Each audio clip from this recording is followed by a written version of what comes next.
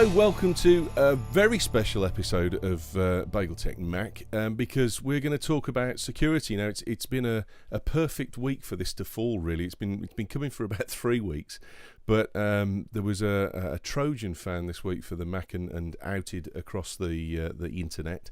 And we're so very, very honoured because the company that did it, we've got their Chief Technical Officer here, Graham Cluley, who's going to fill us in on all of it. How you doing, Graham? I'm good, thanks. I should probably stress I didn't do the Trojan. You didn't make it, okay? I know that's a conspiracy theory out there, but that one wasn't my fault.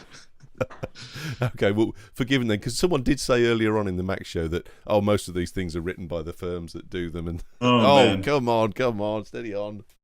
You know, I've been hearing that conspiracy theory for the last 20 years. It's like we were on the grassy knoll in November '63 as the Kennedy cavalcade drove past. You know, we were there. I love conspiracy theories, but to be honest, you know, if only we had that many programmers. You know, we got them all busy writing the antivirus software. That's a full-time job. The other way of thinking about it, though, is, you know, there's plenty of people writing malware for free. You know, we don't need to pay people to do it. No, that's true. Next to him, we've got Erik Lanigan, who's here from the Twit network and a good pal of our network as well. How you going, mate? I'm great. How are you? Thanks for letting me join in. I'm very interested in the topic of Mac security, because even the experts that I've talked to seem to disagree on whether a lot of people need to be running antivirus and doing any kind of scanning, or are they like myself, who has yet to install any antivirus on any Mac OS X computer I've ever owned or set up for anybody? Yeah, I mean, you're here as well to ask sensible questions, because I'm well out of my depth at this point. I'm just going to shut up and watch. And last but by no means least at all, another good friend, our security expert, Mr. Mark Sunner from One Time Message Labs. How you doing, mate?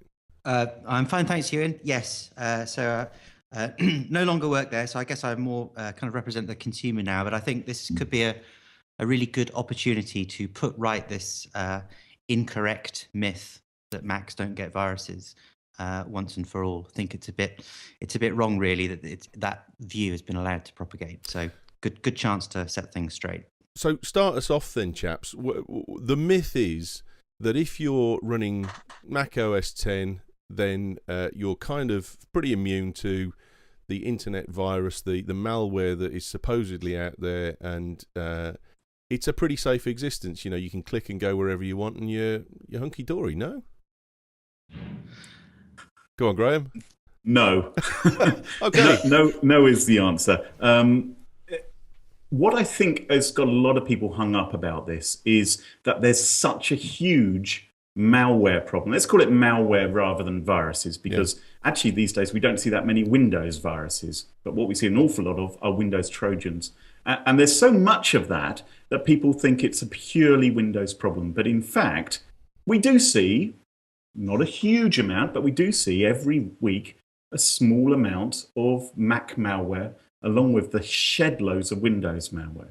And that's why it's sensible, really, to protect your Mac from these things. Now, off air, Mark, you were saying earlier on that there's quite a bit of history to this in terms of or malware for Macs.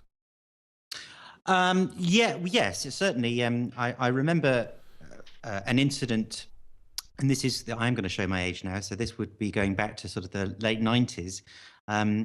But there was an old virus, by virus terms, that was actually a PC macro virus, a word macro virus, in fact, called Concept, which was long understood and long intercepted. And suddenly, we noticed it was resurfacing and not being intercepted, which seemed very odd. And what had actually happened was Office had recently been ported to the Mac platform back then, and the teams in Redmond. The team that wrote Office for Windows were completely separate from the team that worked on Office for the Mac. So they weren't completely joined up perhaps where they should have been. And the code where the macro is located, which I think is called the P code inside the document file, basically the Mac version put it in a different place. So what happened was someone on the Mac platform, and this is in the 90s, opened up this Word document, which happened to have the Concept virus in it, when they resave that, the macro then gets saved into a new position, this odd position. So we can think of it as a mutation almost, which suddenly then repropagates this old virus. So this is something that was kind of, going on a long time ago. But as Graham says, that very small signal against the noise of the hundreds of thousands of PC viruses out there just doesn't seem to get much, or never did get that much airtime. And also, a huge factor of all of this is that the Windows platform has been the dominant ecosystem, and it's not just Windows either. If you think, as Windows was popular, that's where we saw bad stuff. But then as Office became popular, then viruses, there was this big influx of macro viruses. Then suddenly, sort of post 1995, email becomes popular, and so sure enough, viruses are now self-replicating because everyone's got Outlook, or the majority have. And I think the issue that we have here today is that OS X is becoming very, very popular. And just with the announcement this week or last week with Apple's joint venture program to now sort of reach out into the corporate world, we can see that Apple are obviously getting a lot of traction there, probably faster than even they had anticipated. And this is the moment when the platform becomes of interest to the bad guys. And so I think even in Apple's own advertising have been sailing quite close to the wind by it's only very recently that they've changed their strapline to say Macs don't get PC viruses as opposed to viruses at all. And I think if you're assuming that by using a Mac you're not going to have a problem, that absolutely isn't the case. And I think it's a good time to put that straight. And the other way in which actually Apple have acknowledged this just recently is, I think a couple of iterations of Mac OS X ago, they issued an update which contains some very rudimentary anti-malware protection, which is designed to prevent it. Actually, it only handles a handful of the Mac malware which we know about, but some of the more common Trojans, so that when you download them via Safari, for instance, and then try and run those DMG files, it will intercept them and say, well, we're not going to allow you to open that DMG file because it's a known piece of bad code in there, which was a fascinating thing which they did. But of course, they hardly wanted to announce that feature as being one of the key new enhancements in the product when they introduced it. And I remember actually I was speaking to an Apple representative the afternoon before they announced the new version of Mac OS X, and we'd seen the beta and we'd found this functionality and we were fascinated by it, and we wanted to talk to them and say, look, is this going to be in there tomorrow? And they wouldn't confirm it to us. But sure enough, it is in there, although it's very rudimentary. It probably isn't sufficient to properly protect your Mac. So at this point in time, the message that I'm kind of hearing, and this is me being as a brutally blunt consumer, I don't go to a lot of places where I would have perceived that I was going to get malware anyway, and I'm kind of I'm not stupid about what pops up on my computer. I've had a couple of sites in the last couple of months where there's a box saying if you want to close this box, click OK, and there's no other way of closing the box, so I end up having to go and shut down Safari to get the box to go away, or shut down Chrome. So I'm not disengaged from the security process, but are you suggesting that there's a good chance that even though I'm fairly engaged in it and thoughtful of it, I'm becoming vulnerable now? Well, there's a couple of things here. First of all, everyone needs to get out of their head that you only get infected on your computer by going to dangerous sites or porn sites or downloading pirated programs. I mean, that's a very 1990s attitude. Thank you. Today, most of the infections we see on the web are on legitimate websites which have been hacked. So, for instance, the BBC's website, Sony PlayStation's website, Business Week, New York Times. We saw just this week there were malicious adverts appearing on the Stock Exchange website as well.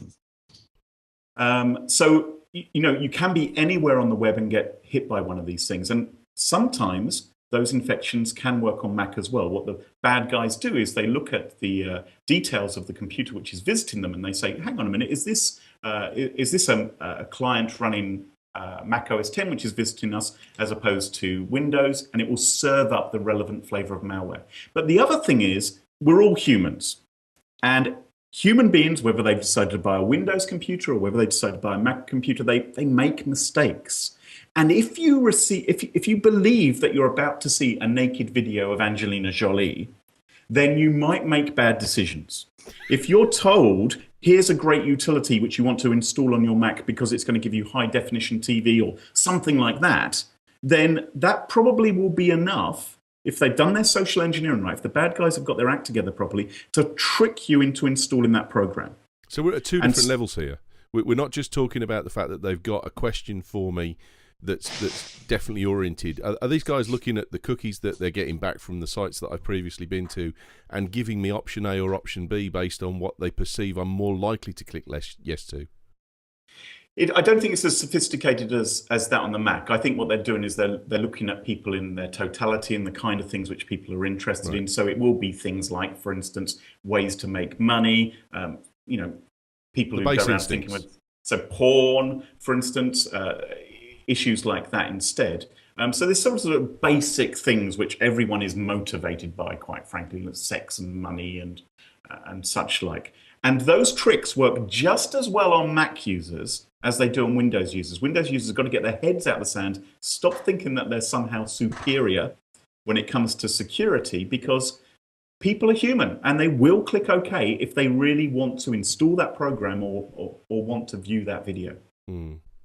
Yeah, I think to keep this in context, that there aren't, clearly, because of the history of the thing, there's definitely sort of more stuff out there for Windows than necessarily on the OS X platform. So it's not like if you're using a Mac now that oh my God, am I potentially going to be a victim of all that historical stuff? No, but by the same token, you're not safe. And I think probably like many of us, I find myself sort of being the tech support guy for my extended family and so forth, and seeing that the Mac users, and there are an increasing number of them, are believe, because of the advertising, that they're not, that it's just a non-problem, I think is an issue.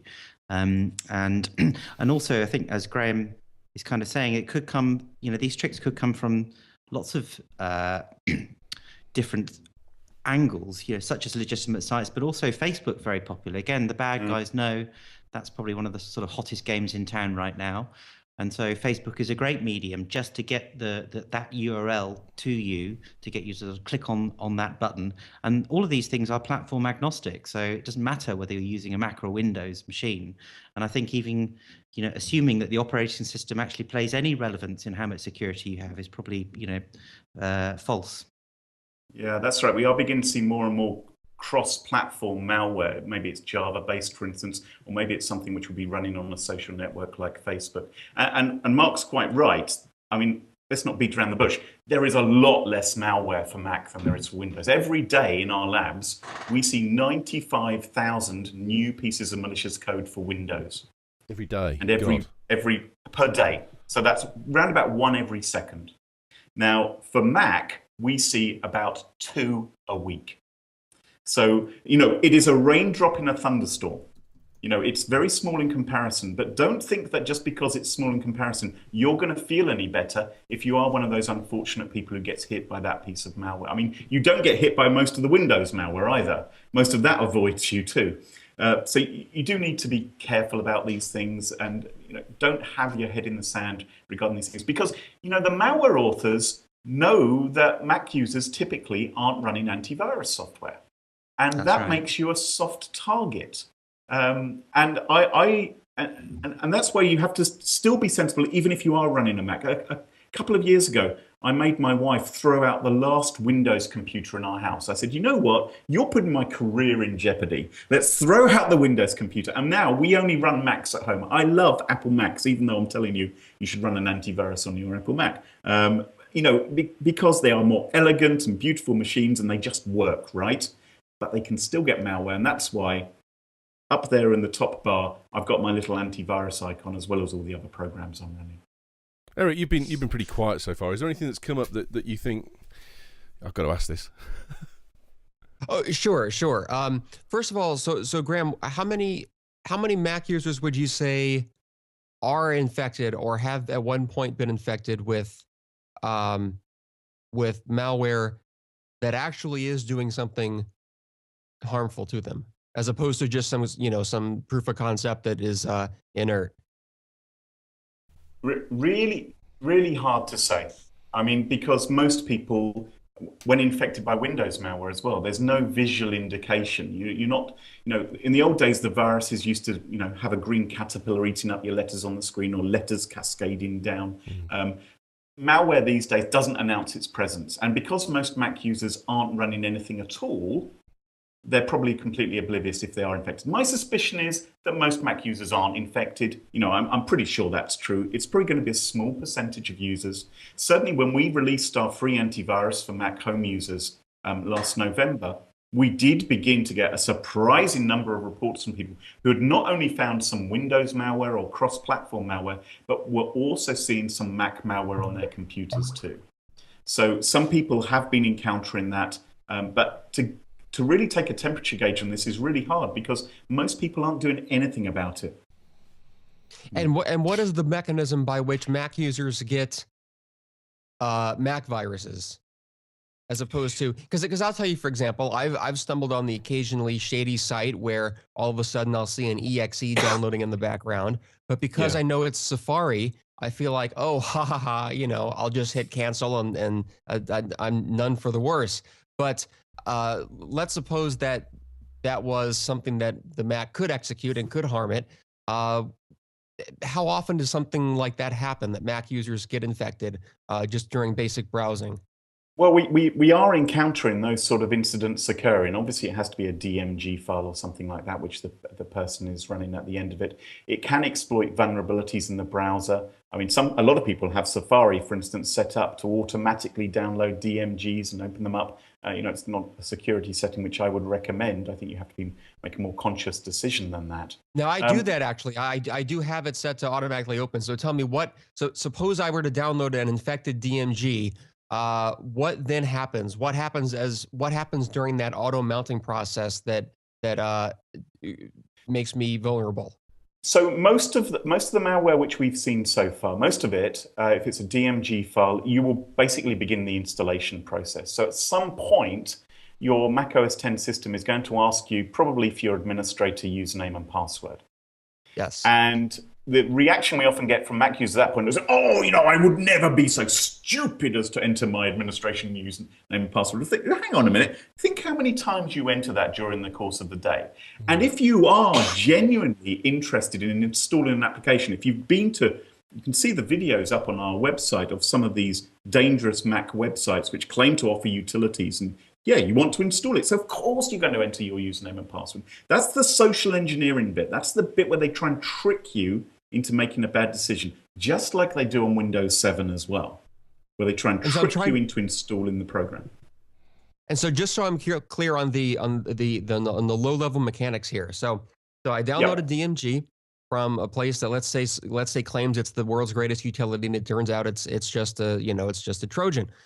So the DMG downloads, it mounts automatically. It asks me for an administrator password just to mount it, I guess. Is that do I have that far right so far? It's like installing any other program. To actually install it, it's normally going to have to ask you for your admin username and password to get your permission, if you're not already running as an administrator in your Mac session. So it has to be an installer then. It has to be one of those programs, not the type where you drag and drop to the applications folder, but actually is running an installer that does things in the background with a status bar that may often not tell you what it's up to. Is that right? Yeah, typically the ones we've seen have done that. That's right. Right. Okay. So things like youre and rsplug are recent Trojans which do exactly that. That's kind of interesting, because I would have perceived that the ones that get you to go through an installer process would give you a greater opportunity for avoiding it. But actually what you're saying there is that the drag and drops, which are usually the cheap freebies from things like Mac Update and so on, are probably 99% okay. Well, I mean, they could potentially be exploited as well. But what I'm saying is, of the ones we've seen, there are two primary families which have been causing a lot of trouble on the Mac malware scene, which is jarlav. Often you'll see it referred to as jarlav-C, and there's another one called rsplug as well. And those both have a sort of installation process. Now, what's interesting is how they've been distributed on occasion. So sometimes they've been distributed in the form of pirated apps. So it may claim to be a new version of, I don't know, Photoshop, for instance, and you download it from a torrent, and you may well say, well, anyone who's downloading pirated software deserves whatever they get as a result. But for instance, we saw Guy Kawasaki, who's was a huge Apple evangelist, very popular Twitter user. His Twitter account posted a link saying, check out this sex video. I think it was one of the girls from, it was Leighton Meester, who stars in a TV show called Gossip Girl. And imagine how many people clicked on that. And they got taken to a website where it says, here's the thumbnail, we're about to show you what you're going to get. And if you were running a Mac, it would display a message just like it would on Windows saying, oh, you're going to have to install an update, like a codec or something like that in order to view this video. And then you'll be able to see Leighton in all of her glory. And, that's been endorsed by someone famous via Twitter. It's been spammed out to 1 million people or however many followers he has. And people will install code like that. And that's how they get infected. It also happened with Erin Andrews, who's the TV sports presenter. There was a big hoo-ha because she'd been secretly filmed in her hotel room. And so the bad guys instantly jumped on the bandwagon and pretended that they had a video of her. And so people were going there and installing that. There's a question in the chat room here, Graham. So with Mac being what it is and Windows being Windows, does it mean that Linux, pretty much aka Ubuntu, is at risk as well in the same way, since that Mac and Linux are running off a Unix system? Does that commonality create user issues for both? Yes, we see malware for Linux, Ubuntu as well. We do encounter that. In fact, probably the very earliest malware infection, the one which affected the biggest percentage of the internet, was way back like 30 years ago when we saw the Morris worm. I think it took out around about 25% of the internet then. We still encounter computers, and you can read about this on our blog as well, which are controlling botnets and which have been compromised, which are running Linux. So there are Linux boxes out there which are infected as well. Again, I should stress the number of pieces of malware for both Mac and Linux and Ubuntu, et cetera, are tiny in compared to Windows. So there is much, much more malware for Windows, but that doesn't mean it doesn't exist. And we are seeing more and more of this stuff being written. I doubt it's ever going to catch up with Windows, but it would still make sense because Macs are such fantastic machines. You can do so much terrific work with them to protect your data. Have something run in the background. I mean, we offer something for free. You've got nothing to lose here to protect your computer. Yeah, that's sure. Mark, you about to speak? I suppose the only thing I really, the point that is really sort of burning me, I suppose, is, and all these things are absolutely true, but I think the thing that is most worrisome is that the big problem doesn't exist yet. It's coming. It's the thing that is yet to happen, and when it is definitely a case of if, not when. And when it does happen, there will be, a very large number of people who saw the Mac and PC guy ads and Justin Long, looking like he can't be contaminated. And then when the thing that hasn't happened yet does hit home, there will be so many people thinking, well, I thought this couldn't happen to me. And I think that's the thing to worry about is not what can I do for all this stuff that is out there right now. It's to have a mentality that is sufficiently paranoid to protect you, to want to protect yourself from the thing that hasn't happened yet. Where do we sit in terms of the commonality across platform functions like Flash, Java, those kind of things? How does the security sit with those? Are we looking at that as being a big vulnerability going forward because of the fact that it can be used across all platforms, or is there a big code change there that really means that isn't going to be just like one magic bullet infects all three platforms? We certainly saw malware targeting Java just a couple of months ago, which worked on Mac, Windows, and Unix. The Bunana worm it was, which did that. And of course, Adobe Flash. I mean, Adobe is the new Microsoft in the hacker's eyes. It's ubiquitous software which everybody is running. And so the bad guys are constantly looking for vulnerabilities, whether it be in the PDF reader or whether it be in Flash as well, to try and exploit them. One of the things that interests me, though, as well in that is that certainly Flash is a hog. So I've had Flash issues on laptops, etc., and I ended up taking it off, And now I've got to the stage, thanks to Don McAllister, of not running Flash anywhere and just using Chrome if I've got a Flash site that I want to go to because of the fact that it's native with it. But where's the objective evidence that something's wrong if you've got a system like Flash that is notorious for slowing your system down or making it look like bad things are going on? I mean, most of, certainly as a Mac user who's not that well qualified or educated, I look at a slow Mac running Flash and just think it's Flash straight away. So, where do I then go for, where's the objectivity that makes me raise the flag and say there could be an issue here? I don't think that really exists anymore. I think in the old days, we could tell when a computer was virus infected because it was slowed down and sluggy and, all kinds of problems like that. Today, computers are so quick and your internet connection is so quick compared to when we were doing dial-up that you can't tell with the naked eye that a computer has been hit, which is why people rely on their security software so much to spot these things. By the way, there's one thing, another kind of attack which we have seen happening on Macs has been the growing problem of fake antivirus, also known as scareware. So this is very commonly seen on Windows, but we've seen it on Macs as well, where you're basically frightened into believing there's a security problem with your computer, and because you've read in the media about identity theft and losing your credit cards and all this, you're sort of going, oh, crumbs, I've got to protect myself. And you're then tricked into installing. I mean, there's a great piece of social engineering. You're tricked into installing this fake antivirus program and paying through the nose, and you're giving your credit card details directly to the bad guys.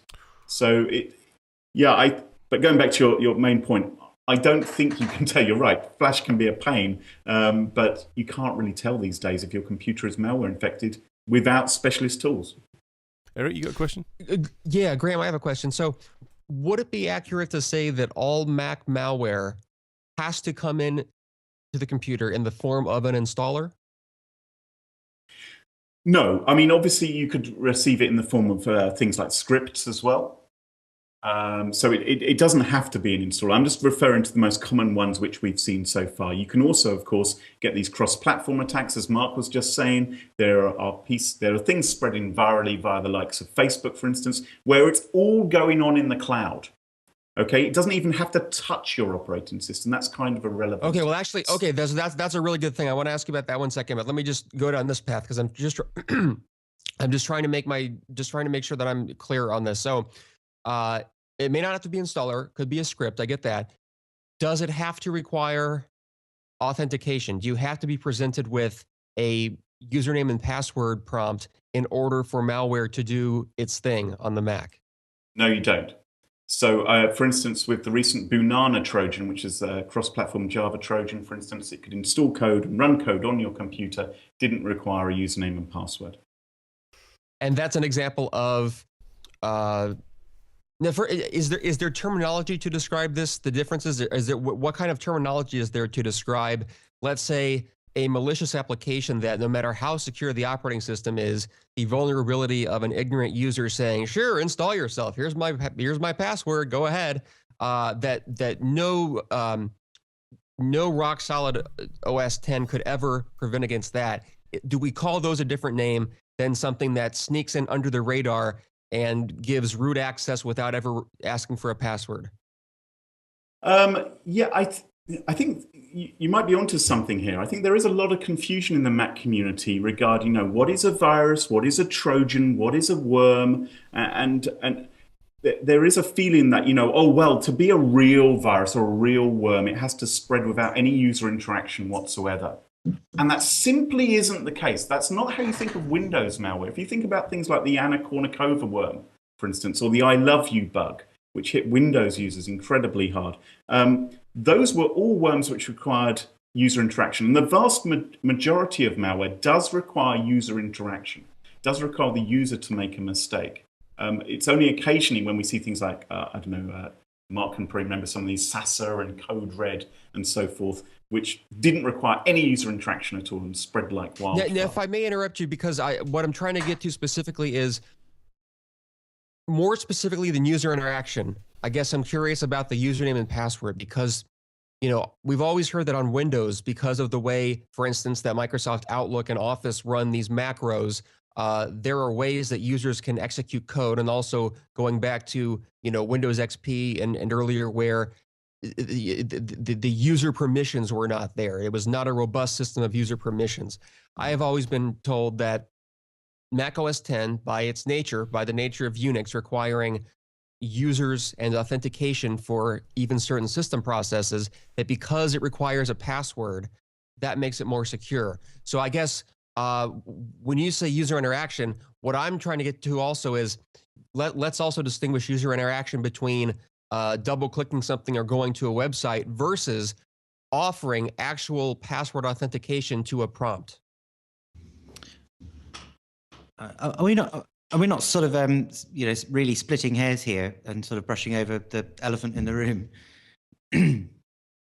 I think that if you're talking about the sort of ring protection from a programmatic standpoint, you could sort of say that Windows 7 is probably up to scratch or up to the same level. Certainly, previous versions of Windows could definitely get infected with ease without any kind of user interaction, and that's sort of neatened up now. But I think regardless of how tricky it is to compromise the OS is irrelevant. If somebody wants to target that platform, they will find a way. I don't think splitting hairs on. No, I don't know if it is splitting hairs there, Mark. Sorry to interrupt there, but correct me if I'm wrong here, Erik. But what I think you're saying is, what have I got to do? Tell me what I can and can't do here. What have I got to do to get this wrong, to get this right, to make sure that I am protected? Because I mean, certainly from my viewpoint, I've listened to a lot of conversations around virus and malware for Mac, and I follow a general set of principles that I've worked out for myself, but I don't know whether those principles are actually right or wrong. I don't tend to click on stuff that I think might be bad, but what I think I'm worried about here is what's developing here is I don't understand when I'm right and wrong anymore. Is that the point, Erik? I think it's too hard to tell anymore. I think in the old days we were able to say, don't go to dodgy websites, Yeah, but no, now that's not it. The website can look entirely legitimate. Or it can be a legitimate website which has been hacked as well, which is offering these things. In answer to the question, I mean, I don't believe that we have a different terminology for these things, but the vast majority of what we see both on Mac and on Windows requires that user interaction. It typically exploits social engineering tricks rather than vulnerabilities. Most of these things, sometimes they will throw in some vulnerabilities as well to help them along, but fundamentally, it's a problem between the keyboard and the chair. And that's the same person who might be using a Mac one day and using Windows the other day. And that's what. Okay, good. I agree with you. Just so we're clear, I don't disagree. We are on the same page with that, and so I'm just trying to drill down to the specifics and find out the mechanism by which this happens. So let's start from a concrete example. For the last decade or more, people who have been advising Windows users have always said, don't open attachments. Don't even open emails that may contain attachments. You mentioned the Anna Kournikova virus, and if I recall, that was one where there was an attachment that looked like a JPEG or something, but it was really like .jpeg.exe. So on Windows, there was always the risk that simply double clicking on a file that all you had to do, double click or open an email, and that's it. It's in. It's done. Never prompted you for anything. It's just in. First of all, and I only mean this to be a minor question. Are Mac users susceptible to that kind of attack? Well, they obviously will get a prompt, but we have to realize is Windows users get a prompt now as well. When they receive something like that, if they try and run a program like that, Windows will pop up and say, "Oh, are you sure about this? Do you want to go ahead with this? Yeah, you're going to authorize this?" So, I mean, Windows has Windows, I mean, one of the pains a lot of people had with Windows Vista, for instance, was that Microsoft realized they had to try and make a more secure operating system, and users, by and large, went, ugh, how irritating is this? That it's put the emphasis upon me to make this decision as to whether to run this program. Deny or allow. And similarly, I think many Mac users are just like automatically, whenever that prompt comes up for a system admin username or whatever it is, they will just go and enter it and just get on with it, for goodness sake. I mean, I think that leads in. Sorry, Erik. So just to be totally clear, then, any Mac virus that affects or Trojans malware that affects Mac users has to have a user's password entered. And so then from that point, then it becomes social engineering. It's trying to convince someone to do that. And so let's say there's even a higher level threshold. Let's say you've trained people that if you think you're clicking on a JPEG and they ask you for a password, stop right there. But if it's an application that maybe you think is a good installer, like some kind of software utility that turns out to run an installer and do this in the background, that would be the other way they get infected. Am I right there so far? You're largely correct, but there are, for instance, cross-platform attacks, as we were saying, Facebook attacks, things like the Banana Trojan, which do not ask you for authentication. So that it is fair game all round. And indeed, if there's a vulnerability in Safari or in your email client or in your PDF reader, etc., then that may be a way for code to get onto your computer as well and activate. That's good. Right. So that's the other way. Like I remember one of the recent tricks to jailbreak an iOS device was that it used a PDF exploit. And I know we've seen reports of, Safari allows malicious code to be exploited to be run and to gain root access in the background silently with no user authentication, right? So there's also that risk? Yes. Wow. Okay. Now, if you would ask your question if you wanted, because then the next thing I wanted to dig into was what you mean by cross-platform viruses and how they work. So there's a variety of different things. Obviously, lots of people are putting much more information on the web. There are social networks where so you could basically say this is a Facebook application virus rather than something which is Windows or Mac specific. There are also Java operating system independent malware as well. We saw an example of that spreading around earlier this year. So I think let's put on pause for just 1 second though, because I'm intensely interested in that too, and I want to ask you about that, about the viruses that affect only within platforms like Facebook. But let's keep on the kinds of things that Mac antivirus software can detect, can prevent against, can tell you that you are infected with. What kinds of cross-platform JavaScript vulnerabilities are you talking about? Feel free to plug your own product here at any point, Graham, as well, because you do give away a free Mac antivirus, don't you? Oh, it's too tacky to do that, but yes, it's almost free for Mac. So the Banana Trojan, I'm trying to find it in my notes here because one of my colleagues wrote about that one, I think, on our site earlier on this year. The Banana Trojan runs entirely inside your browser. It's running Java. It's a Java application rather than for JavaScript, which is probably an important definition. I'm not sure I actually have that one written down. No worries. In front of me here. Let me just blah blah blah. So perhaps a Java VM would prompt you for authentication, thereby allowing the program inside the VM to do whatever it wants. I don't think it required authentication at all. If you already had the Java client on your computer, it would just run it. It's one of the vulnerabilities that the Mac community's kind of got, this open community-ness that it festers its way through in Mac World as a show each year, that people turn up because they want the community element of it. And there's always people helping other people, isn't there, by Doug Scripts, for example. I'm not suggesting that Doug Script has got any malware associated with it at all. I use them myself and they're fantastic. But if there's a Doug out there who's not as honest and open, is that a real route in? Because, Doug Scripts don't require any authentication at all, do they? Once you just click on those and they run the script or you put them in the scripts folder, it appears instantly on your menu bar. So that thing's clearly already in the program. It's ready to run and ready to go. Yeah, and it can do anything which a regular script can do with your user permissions.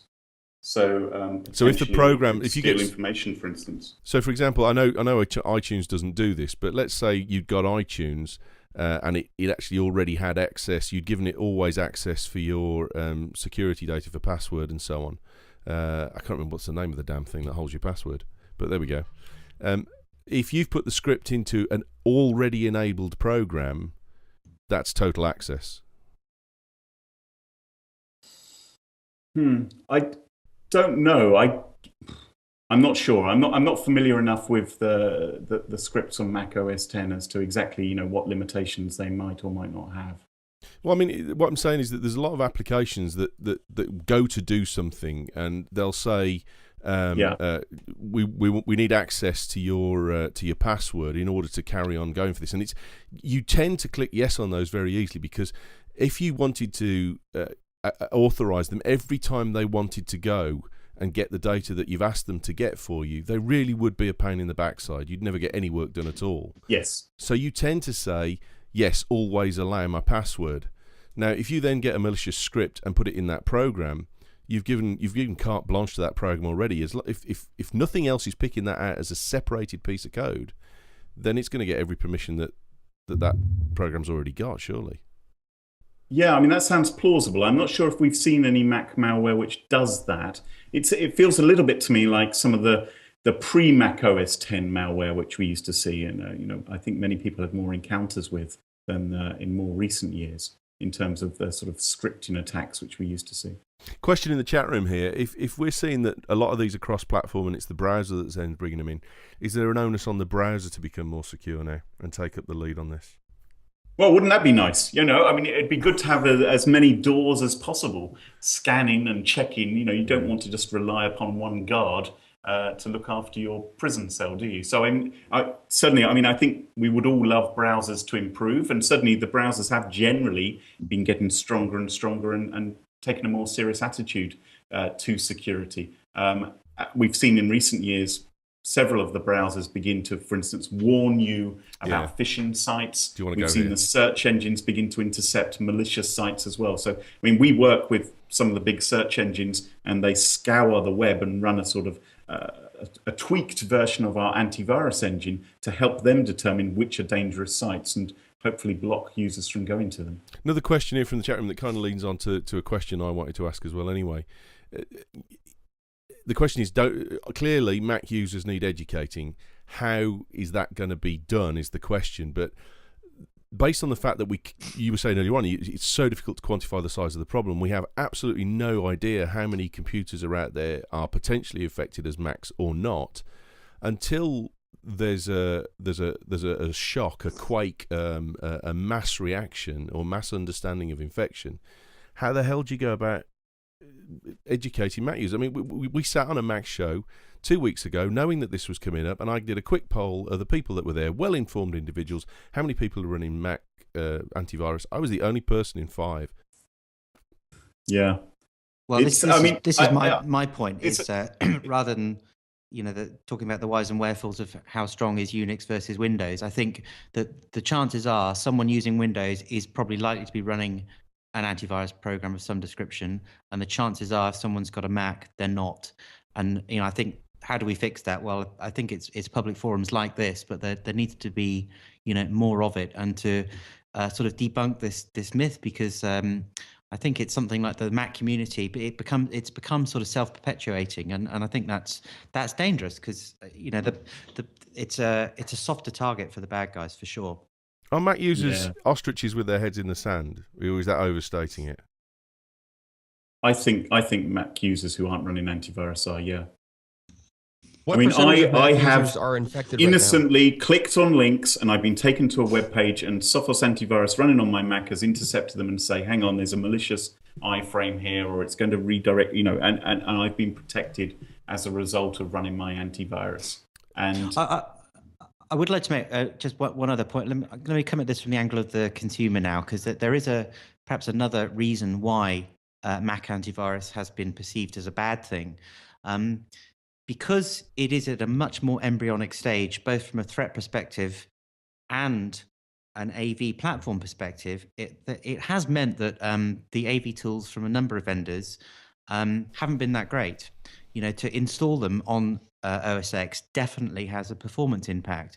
And so, with the best will in the world, it doesn't matter how scared you are or how paranoid you are, if using an antivirus product means that your machine, especially if it's an older one, starts to grind to a halt, you're probably going to deinstall that program. And I think the Mac community has suffered because it hasn't had the attention from the AV vendors in the past that Windows AV vendors have had for a very long time.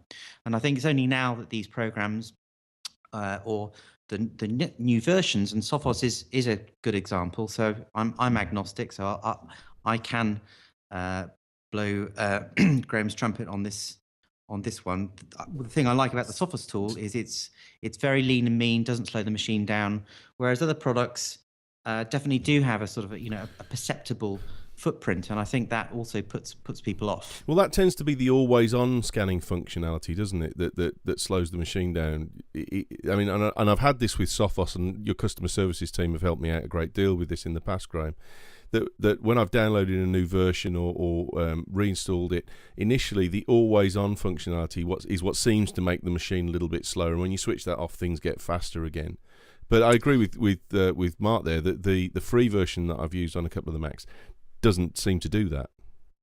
Right. Well, it is always running in the background, the free version which you have. At least I hope it is. That is how I would recommend running it. But of course, you can change the settings. So, for instance, you may tell it, don't look inside archived files. That's only necessary when you actually unarchive them. And sometimes there can be performance hits, if you've gone ultra paranoid. But I mean, we've struggled with this because we've often had feedback, not from businesses. Actually, businesses totally seem to get the need to protect their Macs. They often have a policy, any computer that comes in here needs an antivirus on it. But from the consumers, and that's why we last year thought, you know what, we don't try and sell it to consumers. Why don't we just give it away? It might get us some more brand awareness. It could be good for us in terms of marketing. And we're doing something decent for that community who haven't even tried to run antivirus to find out what it's like. And, that's why we went through that process. Now, I'm delighted, actually, that I've seen some of our competitors since then release their own antivirus products for Mac and begin to put their toe in the water and say, well, look, we've got a solution as well, and other ways to protect your Mac, which people are welcome to try out because there's nothing to lose now. If you decide you don't like our free antivirus, that's fine. Uninstall it. Good luck to you. I hope you don't get infected. I genuinely hope you don't. But, it is available there. And it's rather like people who, used to think, oh, backups, what a pain are they? What a nuisance. It just gets in the way of my work and it slows down because Time Machine's running in the background while I'm trying to do my work. And it's like, you know what? You need to make backups. Even though hard drives are a lot more reliable these days than they used to be. Go on, Erik. Okay, so I have to say, guys, I mean, this really has me fascinated, but I'll tell you my confusion. I have never run an antivirus program on a Mac since the dawn of OS 10, since, I guess the year 2000. And everyone I know who has Macs has never run antivirus. And the official line from Leo Laporte and everyone on Twitter has always been, Macs don't need antivirus. And yet you guys seem so concerned and see it as such a necessity. But so far in this conversation, I don't understand where your concern is coming from yet. I don't see the risk of likelihood, and I don't see. So I guess I don't see the likelihood that the Mac users will be infected, and I don't see the danger of what the infection, even if you pass that 0.00001%, what the danger is of actually having malware on your computer. I could chime in here, I think, actually, and I've done a fair bit of work with behavioural psychology through the job that I used to do, and getting people to make a decision where they don't perceive a negative associated with it, or they perceive negative as being a future consequence, is the most difficult thing to achieve. If someone sees something as a possible negative consequence that is significantly further ahead and of low probability, then they'll go ahead and do it anyway because they perceive the immediate positives over and above that. So things like smoking and so on is a classic example of it.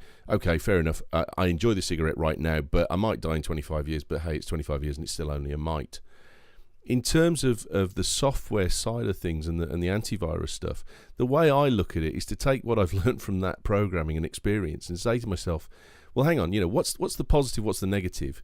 Okay, it might be a negative future uncertain event, but I've got a positive that's next to me that's immediate, guarantees me control, and it hasn't cost me a penny. And that's why I wanted to do this show. Which is, so I'm clear, what is that positive? The positive is I get protection for no cost immediately. I don't understand a discussion against why not to do it. That's what I can't fathom. If you were talking about Graham was charging me 50 quid for it, and he's not, he's charging me 135, then I could possibly understand a discussion around why would I not do it. And I really wanted to do this show because I feel the vulnerability, not because I actually think that the probability is any higher than you're saying, but and this is where I think Mark's coming from. There is a wealth of risk that is building and building and building and building, and by the time it pops, it'll be too late, is my thought process on it. Am I right, Mark? Am I putting words in your mouth there? Yeah, no, that is where I'm coming from. I mean, I'm trying to, think of an analogy that isn't trite, but it's Yellowstone like Park's trying to caldera. convince the, Amish community to take a malaria shot. Just because you haven't got it yet doesn't mean that it isn't coming. Well, malaria is not strong in Pennsylvania. Let me try this a different way then. So let's suppose there are two risks here: risk of infection, and risk of symptoms. Risk of symptoms, risk of damage. We'll call that the same thing. Risk of infection. Let's start. And just a quick statistical answer. Risk of infection is what would you say? Oh, I have no idea, and I have no idea for Windows either. That's exactly the point that we made at the start, though. I think is the size of the problem can't be quantified because it is unknown who is infected and who is not. Okay, so let's assume you're infected. Risk of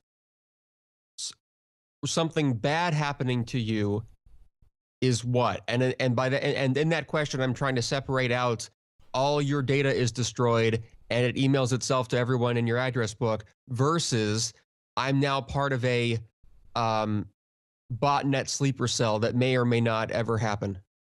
I think that's the point that Graham made. Again, I don't want to put words in your mouth, mate. Please correct me. But the point is that the crux of malware is no longer to be obvious. It is there to steal as much data as it possibly can, as silently as possibly can, and as quickly as it possibly can before it can be found.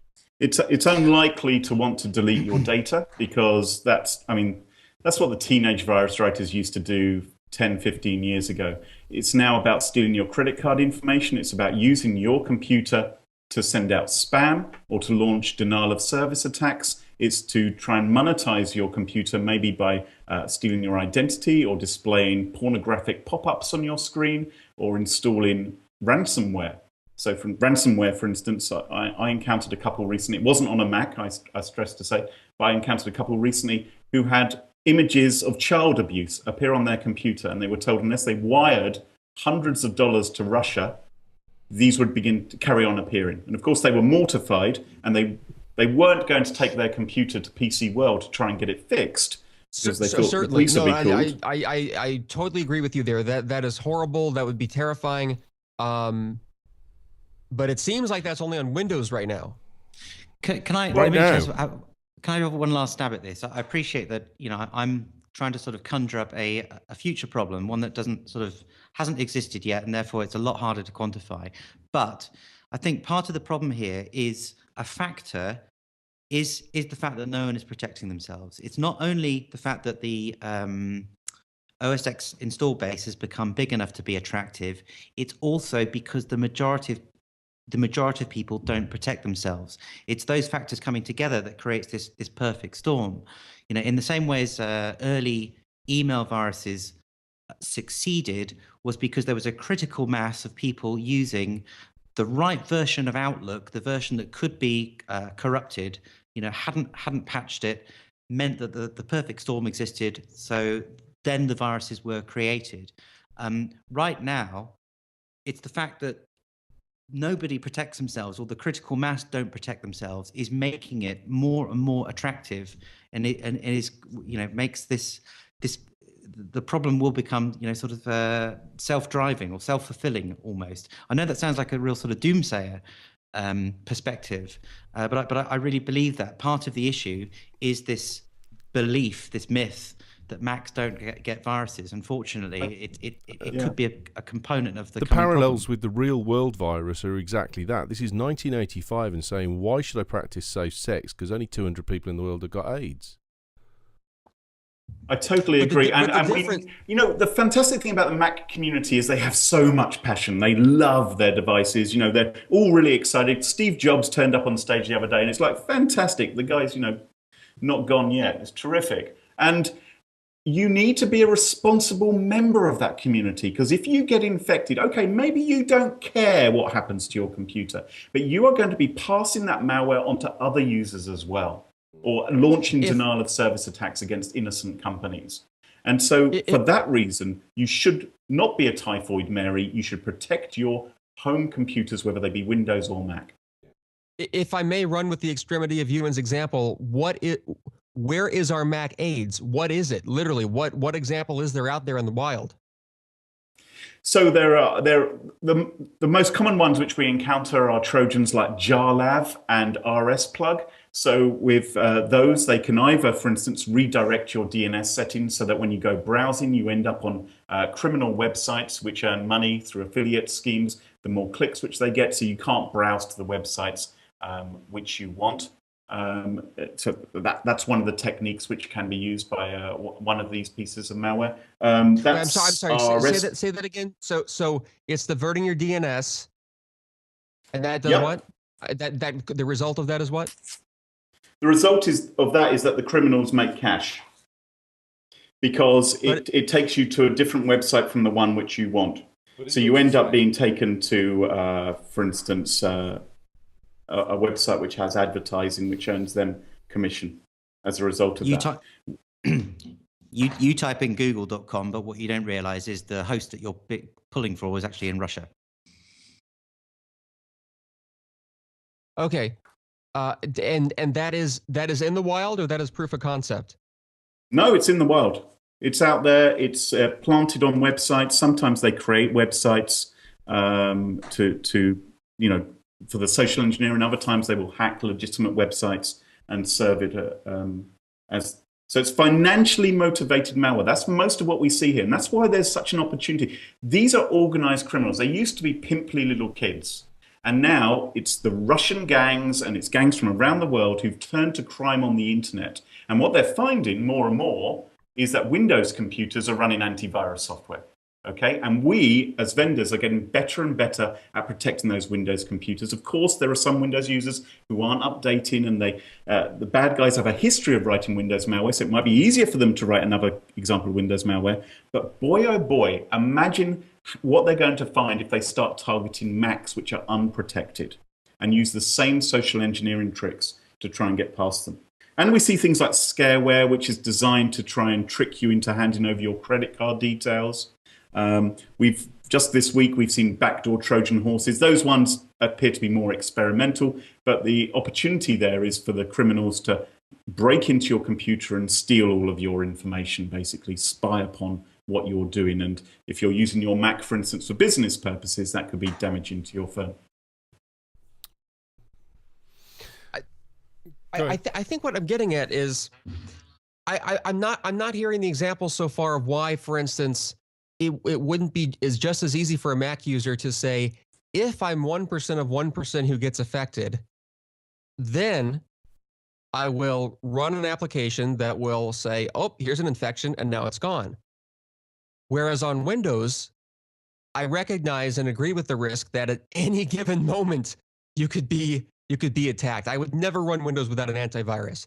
But on a Mac, it seems like there are so few viruses or so few malware in the wild, and the ones that are there do so little harm to the user that the cost of having an antivirus program constantly running, constantly scanning your system, constantly monitoring any script, any app, any executable that's run, and whatever subscription or one-time purchase cost of that software, the cost of protecting yourself, it seems like a hypochondriac. It seems like you're putting all this effort, time, and CPU utilization into a very minor risk, both of likelihood of infection but you say you haven't installed antivirus on your Mac for 10 years, and the financial cost is zero. Yeah, that's my point. You need to kind of try it and see if it really is that painful, right? Stick it on your Mac this afternoon. Who knows what we might find on your Mac? I think that so what you're saying there, Eric, is the problem isn't there yet. So why should I bother? And I think that an issue is the fact that everybody also thinks the same thing, which is the perfect fertile ground for something to basically now take off. And I guess that's the point, that when it does happen, and a lot of people end up with it by getting a bloody nose from it, they will have contributed to the problem by keeping alive this perception that why should I bother? I've got to say, I'm having a hard time with understanding a logical reason why not to do something that is free. Or at least give it a try. At least give it a try, exactly.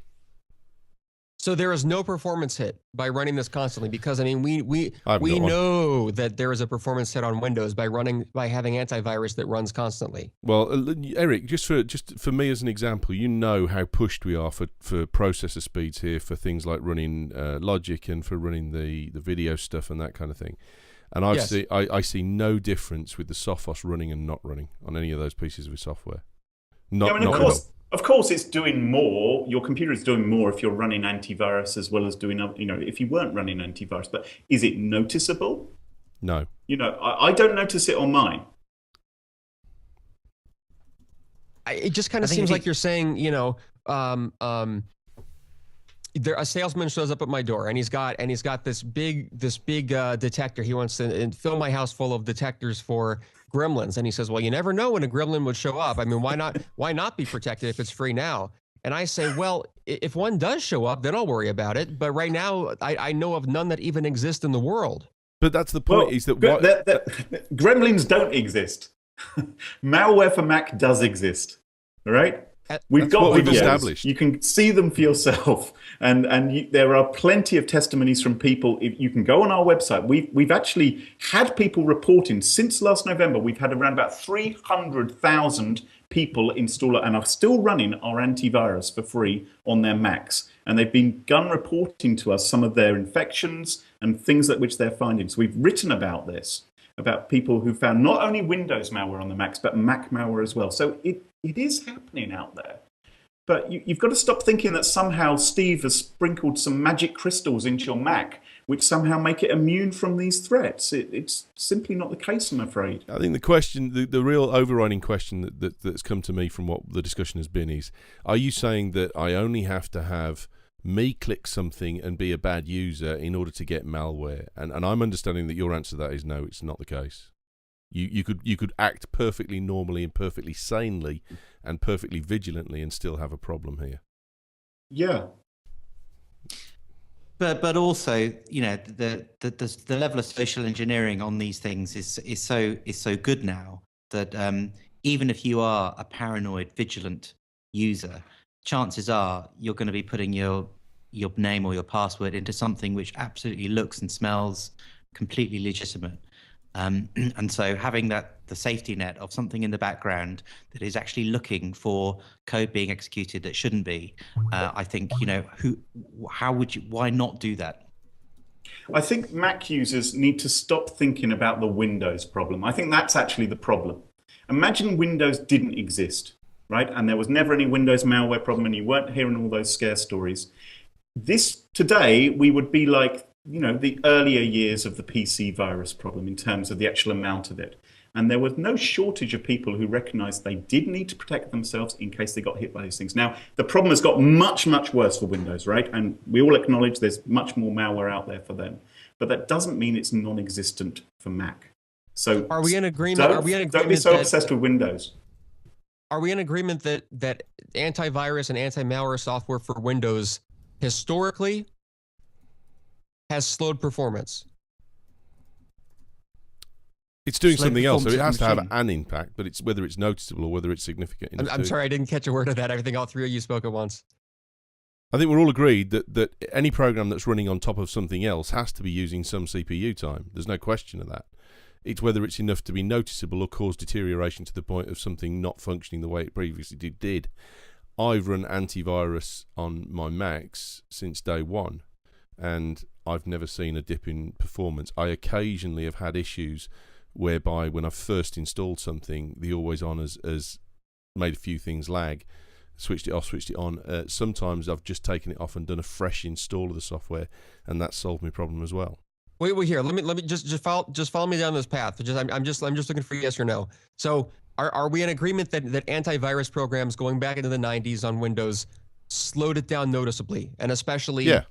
software Correct. to software. You could say this antivirus program affects you. You know, Norton is bloated, Not 32 is light. There's a performance hit that's noticeable. Do we agree there? There was certain programs on my old PCs that I used to have, and they were Norton Ghost, for example, was just there was nothing ghostly about it. It was a poltergeist.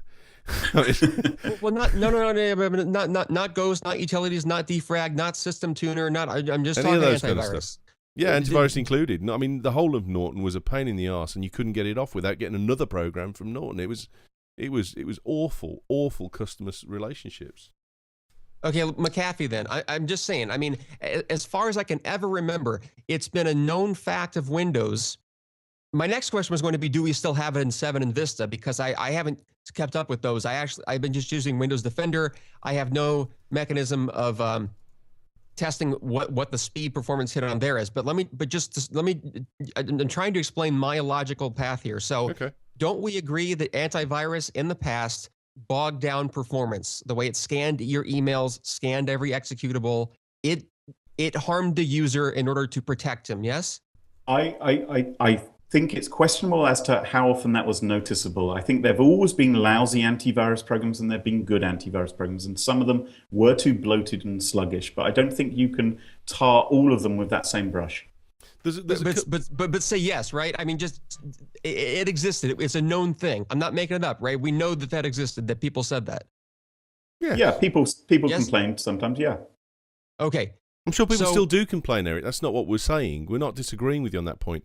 You know, there's a point coming through in the chat room here that someone says, I agree with Eric, plausibility is not evidence of reality. And I don't think anyone is disagreeing with you on that at all with this.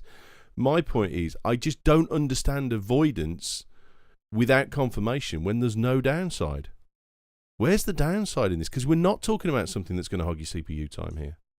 Do you guys all run encryption on your Macs? On your laptops, for instance? No. File vault. You're running No. File Vault, okay. And you, Mark? No, I do not. No.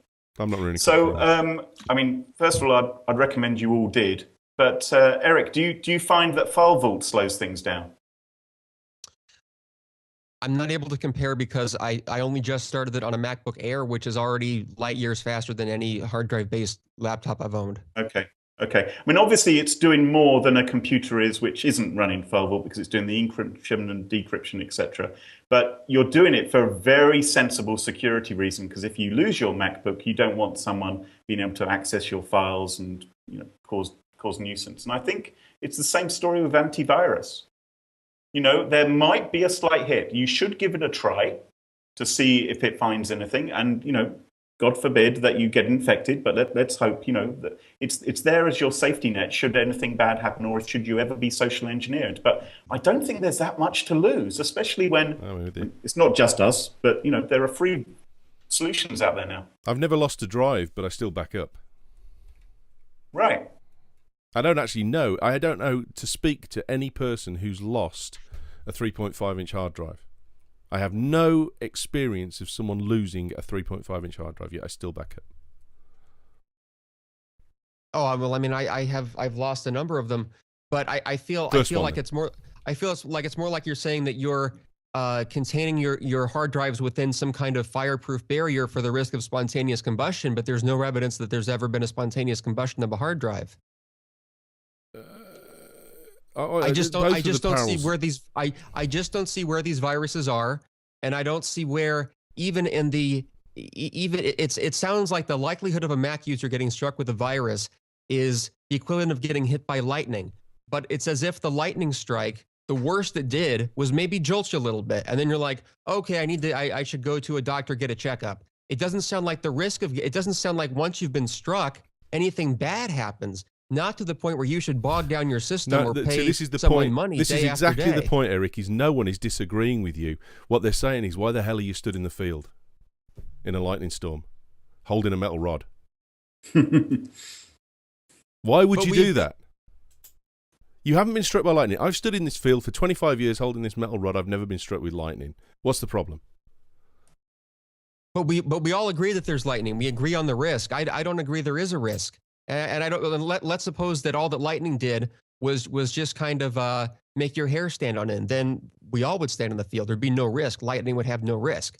It seems to me like the viruses that Mac users can get, or the malware, are so inert. They just install a botnet in the background, or they just wait and hide or something, that it seems like the most cautious a person would do, the most cautious person should do is maybe run a full system scan like once a month, but otherwise don't have it running constantly and don't pay big bucks for one. I think we're kind of slightly going round in circles here, but Yeah. I think that that would be true if nothing ever changed from this point forward.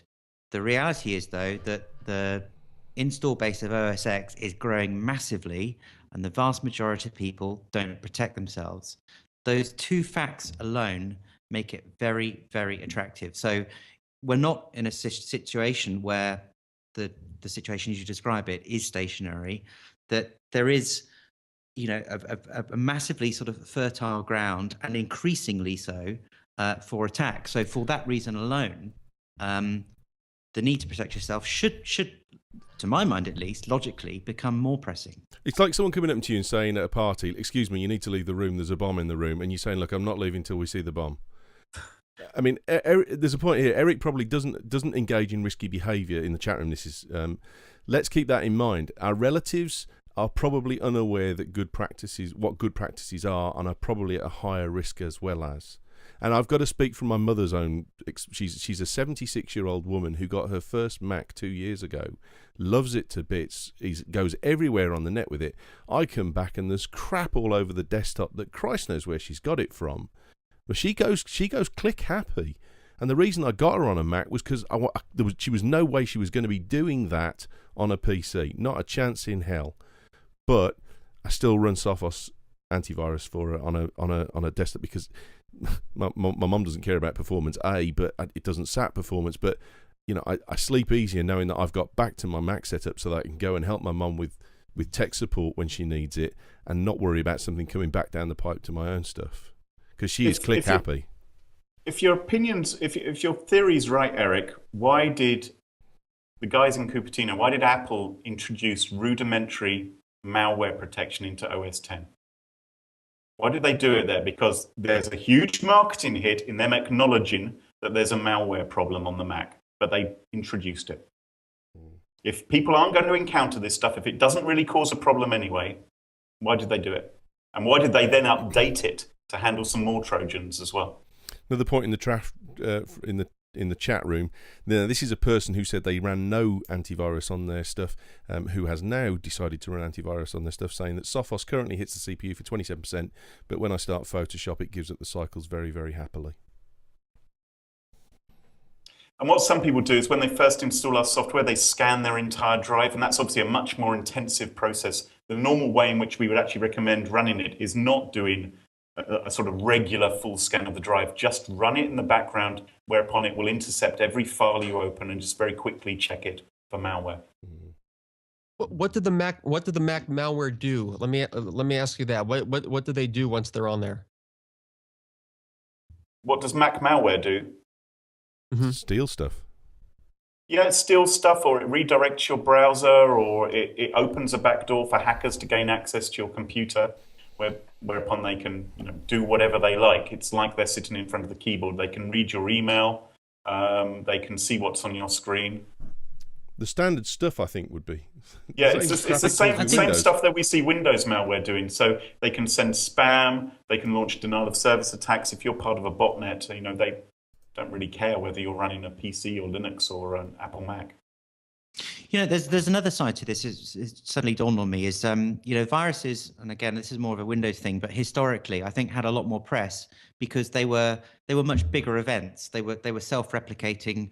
Hundreds of thousands of people were being hit within a 24-hour period, and those days have largely sort of gone now. The viruses are these days much more specialist. They're much more targeted. So, you may be infected by something not because you clicked on a link, but because somebody somewhere actually wanted to get to you. Now, I am, picking at straws a little bit there, but the fact still remains that you can go to certain sort of Russian websites and have a Trojan written just for you that will be guaranteed to go under the whatever protection you choose really for just a certain amount of dollars. And I'm certain that if you wanted to obtain those kind of attacks by platform, you could achieve that on far more than just the Windows platform. I'm certain of it. And we've seen cybercrime forums where the criminals are saying, you can rent our botnet and this is how much it will cost you per Apple Mac. They specifically say, some of these forums, if you want to infect Apple Macs, this is how much it's going to cost you per Mac that we will infect and take over. And how many Macs are infected? No. We don't know because they're not running ruddy antivirus software, are they? We've kind of established that, I think. On that point, I think that's been a really good conversation. I mean, it's nice to challenge stuff, definitely, and understand why you want to go about doing something and why you don't. Graham, thanks ever so much for coming along and talking to us. Pleasure. It's been a fabulous conversation. I hope you'll come back at some point.